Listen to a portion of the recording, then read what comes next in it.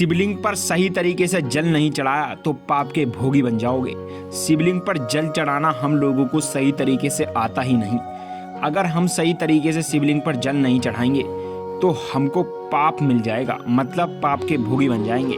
सही तरीके से जल का नियम मैं आज इस वीडियो में बताऊंगा, तो वीडियो को बिल्कुल भी स्किप ना करें, पूरा वीडियो लास्ट तक अवश्य देखें और कमेंट में जय श्री राम लिख दें और मेरे चैनल को सब्सक्राइब कर लीजिएगा, स्पिरिचुअल वाणी को। तो सनातन मान्यता में भगवान शिव के प्रतीक शिवलिंग को जल अर्पित करने का विधान है। विशेष तौर पर सोमवार, शिवरात्रि और महाशिवरात्रि के दिन ऐसा करना अत्यंत मंगलकारी माना जाता है। लेकिन जल चढ़ाते समय कुछ विशेष नियमों का पालन करना भी अनिवार्य कहा जाता है।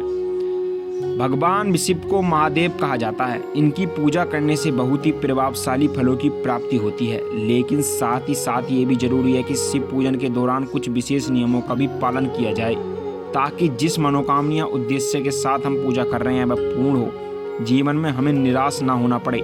शिवलिंग को भगवान शिव के प्रतीक के तौर पर देखा जाता है, जिस पर जल अर्पित करने का अपना एक विधान और महत्व माना जाता है। जो व्यक्ति सही विधान से ऐसा करता है, पूरी श्रद्धा भावना के साथ भगवान शिव पर जल चढ़ाता है, उसे इस शुभ फल का अवश्य प्राप्त होता है। साथ ही साथ सुख, समृद्धि और यश का भी आगमन सही जीवन में आ जाता है।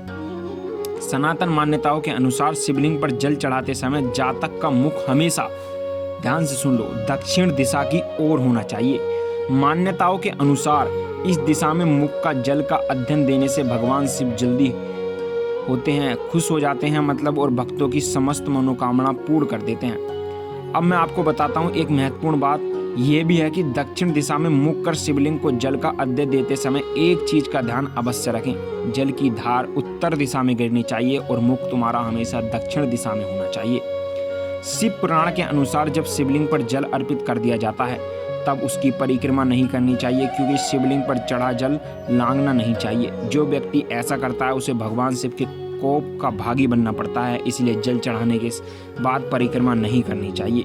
पौराणिक कथाओं के ग्रंथों के अनुसार शिवलिंग पर जल का अर्घ्य देते समय अपना मुख उत्तर, पश्चिम या पूर्व दिशा में बिल्कुल न रखें। इन दिशाओं में भगवान शिव के पीठ और कंधा होता है। ऐसा करना आपको पूजा में फल से वंचित कर देता है। भगवान शिव का जल चढ़ाते समय कभी भी तांबे के लोटे का उपयोग ना करें। साथ ही इस बात का ध्यान रखिए कि पूजा करने के बाद अगरबत्ती या धूप दी शिवलिंग के ऊपर नहीं रखनी चाहिए। बहुत लोग ऐसा कर देते हैं कि शिवलिंग के ऊपर रख देते हैं, ऐसा करना बहुत गलत है। ये चीज़ें ध्यान रखना।